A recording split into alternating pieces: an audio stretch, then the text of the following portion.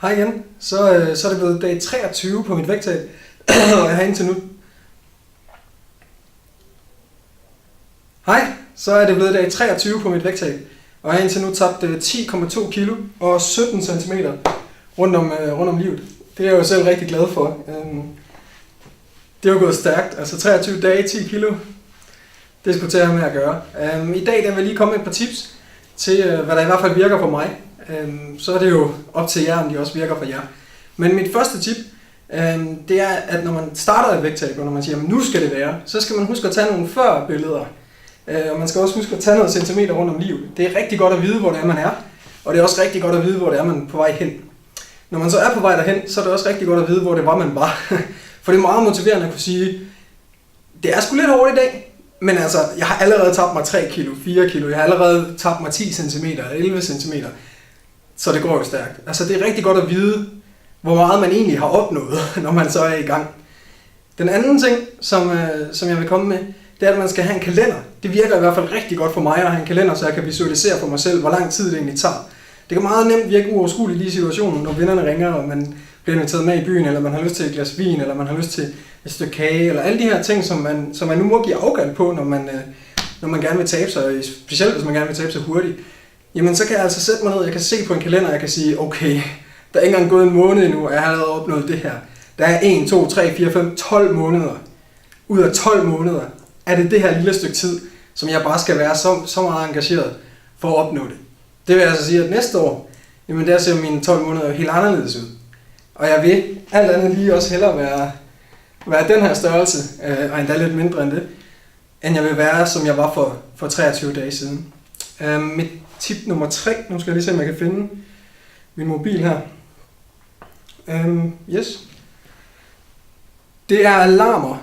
Nu ved jeg ikke, om det bliver stillet skarpt endnu, men som man i hvert fald kan se her, så har jeg sat 5 alarmer på min dag, og de siger, hvornår jeg skal spise. Så det er faktisk min telefon, der bestemmer, hvornår jeg skal spise, og det er super godt for mig, fordi at der er 2 ting. Enten så kan jeg glemme et måltid, eller også så kan jeg vælge at skippe det, fordi jeg tænker, at jeg er jo ikke sulten nu, så jeg gemmer lige maden til, når jeg bliver sulten. Og så er det, jeg bliver sulten. Fordi kroppen, den er jo indrettet sådan, at lige så snart den føler, at den ikke får det, den skal have, vitaminer, mineraler, proteiner, kulhydrater for den sags skyld, jamen så begynder den at signalere til min hjerne, at så er jeg sulten. Og så er det bliver svært, og så er det bliver uoverskueligt. Men når jeg spiser de her 5 måltider hver 3. time, dagen igennem, så siger min krop ingenting. Så har min krop det rigtig godt, mit energiniveau er højt, og jeg har det godt. Så derfor så bliver det ingen udfordring, når jeg spiser det. Så mine alarmer, de ringer, uanset hvad jeg laver, når de ringer, jamen så tager jeg et måltid. Hvis jeg sidder til et møde, så siger jeg, undskyld, jeg skal lige hurtigt have en shake, jeg skal lige hurtigt have en bar. Det tager 10 sekunder, så er jeg tilbage igen, og der er ikke mere i det end det. Altså, uanset hvad jeg laver, jamen, så sørger jeg lige for, at jeg har tingene med mig, og så sørger jeg for, at jeg også lige hurtigt kan få dem taget.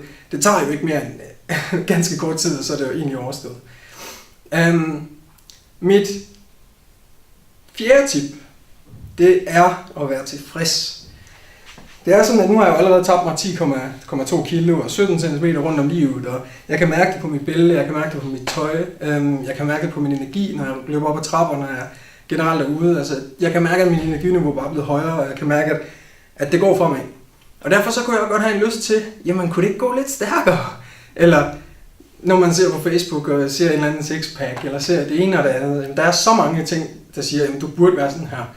Det gør jeg jo ikke. Altså, for mig der er et maraton, det er at se en serie Suits igennem en weekend. Så har jeg lavet et maraton. For mig der er det hyggeligt at tage ud og fiske, end at tage i motionscenter. Sådan er det bare for mig. Men det er ikke ens betydende med, at jeg ikke på sigt kan få nogle vaner og rutiner, der gør, at jeg har lyst til motion. Slet ikke. Men lige her nu, så skal jeg altså bare være tilfreds med det, der sker. For det, der sker, det er, at jeg har tabt mig 10,3 kilo, eller 0,2 kilo, og det er virkelig gået stærkt. Så i stedet for at udfordre mig mere, så skal jeg bare være tilfreds. Så skal jeg bare være glad og sige, jamen, det går jo så fint. Det går jo så godt. Altså, hvad er der tilbage? Maks 3 uger, så har jeg tabt 15 kilo. Det er jo helt vildt. Altså, så i stedet for at udfordre mig selv, i stedet for at tage ned og løfte vægte i træningscenteret, i stedet for at tage ud og løbe lige nu, så holder jeg det overskueligt. Jeg taber mig lige de kilo, jeg har besluttet mig for at tabe én ting ad gangen. Når jeg så har tabt de her kilo, så vil jeg gerne ned i træningscenteret, så vil jeg gerne til at bygge noget muskel på, til at lave noget cardio, alle de her ting. Men det kommer. Det er næste skridt. For nogen der kan det også være, at det er en god idé at gøre det her undervejs. Altså, jeg øver mig i at lave motion, jeg øver mig i at gå nogle ekstra lange ture. I ligesom at få den her glæde i forbindelse med motion, for det er jo det handler om.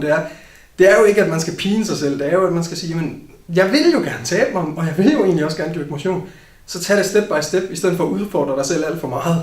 Jeg ved, at hvis jeg nu her i dag senere, jeg tager ud og løber 10 km, eller jeg tager ned og træner helt vildt, jamen, så bliver min krop også mere sulten. Og det er jo klart, fordi den har brugt en energi, og så siger den det bare til mig. Og så ved jeg bare, at både i dag og i morgen og i overmorgen, det bliver bare så mentalt hårdt at komme igennem, fordi jeg hele tiden får de her signaler med, at jeg er sulten. Lige nu får jeg ingen signaler. Der er intet, der fortæller mig, at jeg er sulten. Jeg yder ikke noget ekstra for at tabe mig. Den eneste ting, der jeg yder, det er at sige nej tak til alkohol, sige nej tak til kage, og sige nej tak til rigtig mad. Altså, jeg tror, jeg får flere vitaminer og mineraler nu, end jeg gjorde før. For der er alt det, kroppen skal have i det kosterstatning, jeg spiser lige nu. Men det er en helt anden sag. Men mine tips for i dag, de var altså først og fremmest, vide hvor det er, du er, og vide hvor du er på vej hen. Sådan så når du er på vej derhen, så ved du, hvor du var. Mit andet tip, det var at have en god gammeldags kalender, så når det hele virker lidt overskueligt, så kan du se, hvor meget du egentlig har nået på det her stykke tid. Nu er jeg 26 år gammel. Jeg kan altså lægge 26 af de her kalendere bag ved mig, og så kan jeg sige, jamen, hvor meget af den her tid har jeg i virkeligheden brugt på at tabe mig. Ikke så meget. Mit tip nummer 3, det var at have alarmer, sådan så man kan sige til sig selv, det er altså nu, jeg skal spise, sådan så man overholder det, sådan så man har det nemt hele vejen. Og mit tip nummer 4, det var at være tilfreds, at være glad for der du er. For når det går godt, jamen, så skal man bare være glad. Så skal man bare nyde det, og så skal man bare nyde nuet, for så er det bliver nemt. Så det var mine tips for i dag.